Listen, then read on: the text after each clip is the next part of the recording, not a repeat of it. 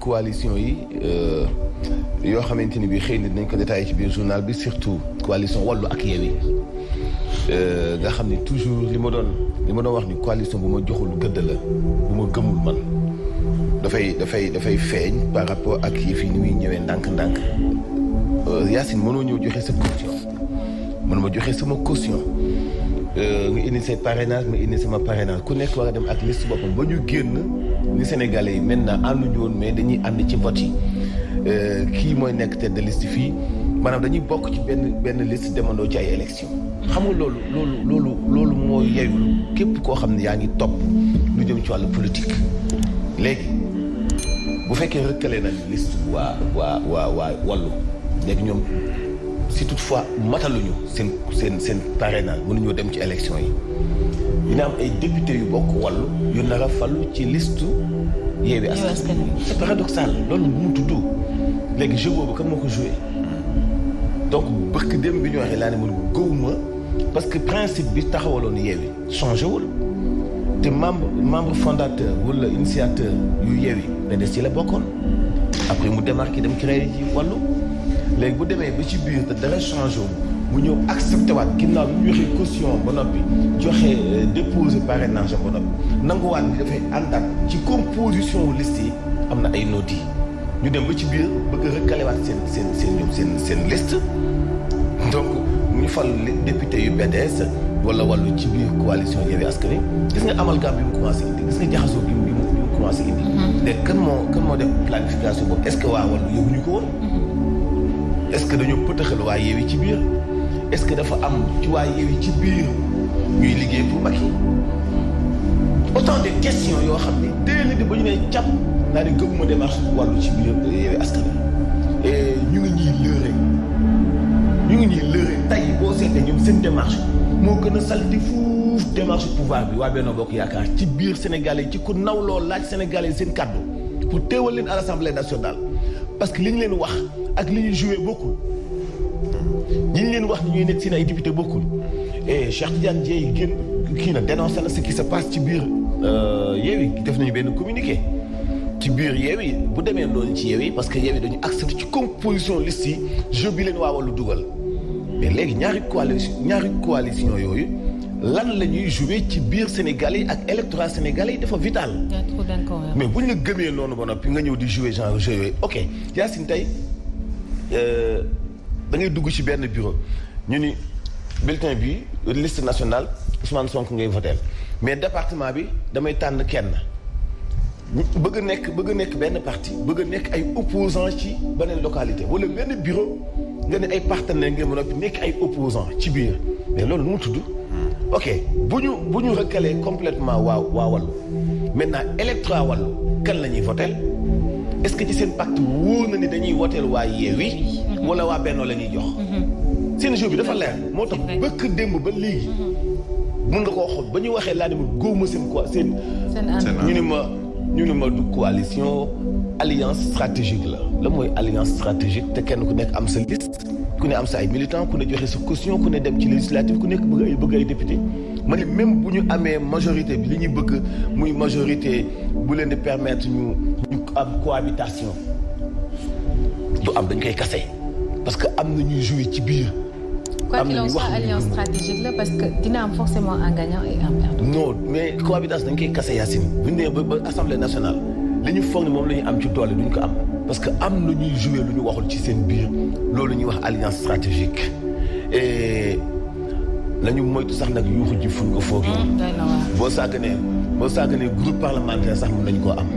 parce que Sénégalais ñu ngi commencé di leen démasquer nag.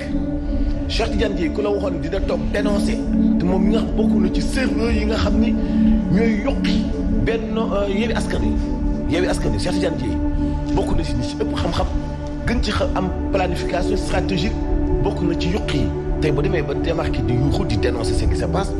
nga xam ne ñu ngi leen di commencer démasquer dañuy jouer quoi. Wallu ak Yewwi lan la ñuy jouer. man ça me semble je dirais wax ma bizarre sax mais pour man dafa yenwul maanaam. xam nga lan Ablaye Wade bi ñu jël def ko tête de liste Wallu man ça me dérange mais au plus haut point parce que je pense que c'est Fabrice qui le disait tout à l'heure, il y a certains journaux qui le disent. Abdoulaye Wade mag la. Il a été président de la République du Sénégal. Il a été dans l'opposition pendant nangami at yi nga xamee ne def na ko. Parti démocratique sénégalais bu fekkee ne mënuñu demal seen bopp wala wàllu mi nga xamee ne PDS ci la bokk mënuñoo demal seen bopp bay xëcc ku mel ni Abdoulaye Wade di ko teg tête de liste moi ça me pose problème. J'ai vu benn contribution bu Samuel Sarr bind ci wàllu woowu qui se dit wadiste éternel et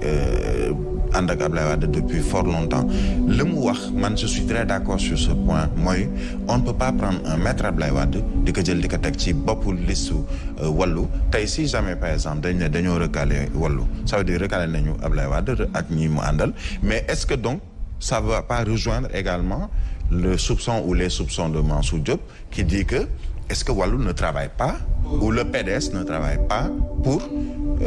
la coalition au pouvoir aujourd'hui muy Benno Bokk Yaakaar. Il y a beaucoup de questionnements autour de ces élections et surtout de ces parrainages mais il y a une grande question c'est autour de déggoo ba ñu war a déggoo wala bu ñu déggoo wala bu ñu fas yéene nas pour jëm ci élections yi parce que am na lu ñuy doxalee non seulement Benno va tout rafler mais après finalement tous ceux qui disent opposants finalement ñoom ñooy xeex seen biir ba far jox doole ñi nga xamee ni ñoom lañu war a opposer muy Benno Bokk Yaakaar. parce que diviser pour mieux régner xam nañ ne saa su ne xam nañ ku muy profiter te nag bu ñu waxantee dëgg rek wàllu fu mu nekk yëngu na biir Yewwi Askan Wi également dafa yëngu nga xam ne nii yéem nañu bari te loolu kan day profiter coalition bi nga xam ne moom moo nekk au pouvoir di Benno Bokk Yaakaar nee nañ analyse boobu ma doon waxal analyse politique bi nee na législative yi investiture yi ngay xam dëgg na kan mooy liggéey ak Macky Sall ak ku dul liggéey ak Macky Sall parce que nag dañ doon wax naan Bougane day liggéey ak Macky mais xanaa nag doo liggéey ak Macky après mu lay écarté nga continuer di ko toog. masque yi dina wadd. nañu waxante dëgg. di nga liggéeyaat di nga liggéeyal Macky Sall yow mu ne la toog bopp tey nag si yow continuer di nga liggéey. wóor na leen ni daañu dem moment bi ñuy. kay teg Abdoulaye Wade ci tête de liste wàllu teg ko ba noppi ni am ni déglu li paradoxal Abdoulaye Wade yow yaay suñu tête de liste. mais bu ñu eggee ci élection yi ci suñu alliance stratégique bi Ousmane Sonko la ñuy wootee liste nationale. tey. PDS waa dëgg la dinañ Abdoulaye Wade yaay sama tête de liste. waaye Sonko lay wootee. yaa am gis nga bëri na ay noo dem waay da bëri ay noo di ay négociation bi moo compatible da bëri ay noo di alliance stratégique boobu compatible alliance contre nature la yéen a kaay groupe des médias la ñu koy doole Yacine di la tribune Bougane Gueye Dany moom nag démb yàq na lu mel ni xeme nguuru Macky Sall rawatina Antoine Félix Diome ndax nag dafa mer bu lan moo ko mer loo mooy dañu ko recaleeti moom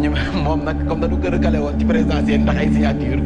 moom it ñu recalé waat ko kon nag ci li nga xam ne moom mooy ay signature ci législative yi moom xam nga démb dama doon wax waa Yewwi Askan Wi ñoom Abdouras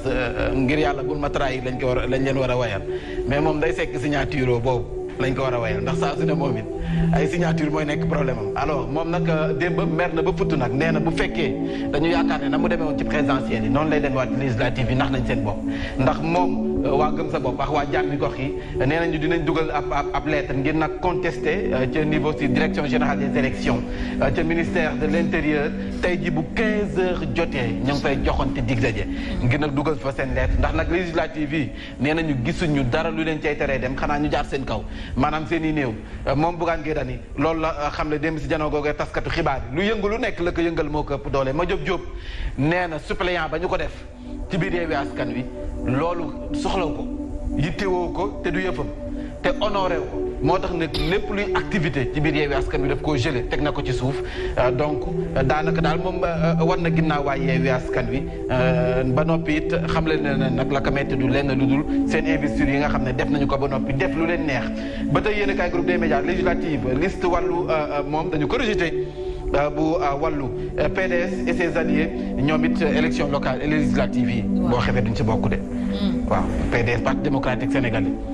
moom gëj na bokk ay élection de boo yeesoo locales yi gëj nañu bokk ay élection de waa parti démocratique sénégalais. pour le moment daal invalidé nañ leen. waaw pour le moment ñoom waa wàllu am nañu peut-être 48 heures ngir mën a soppiwaat ci li nga xam ne moom mooy seen signature yi nga xam ne moom la ñu wax ne faw ñu remplacer ko Yewwi wàllu les listes de la frustration ndax am nañu ci maire yu bari nag ñu nekk ci biir Yewwi Askan Wi comme ci biir wàllu Sénégal Cheikh Tidiane Dièye Ndeye Fatou Diop Blondin ñoom nag kenn ki 28e place la ñu ko yóbbu kenn ki 29e place.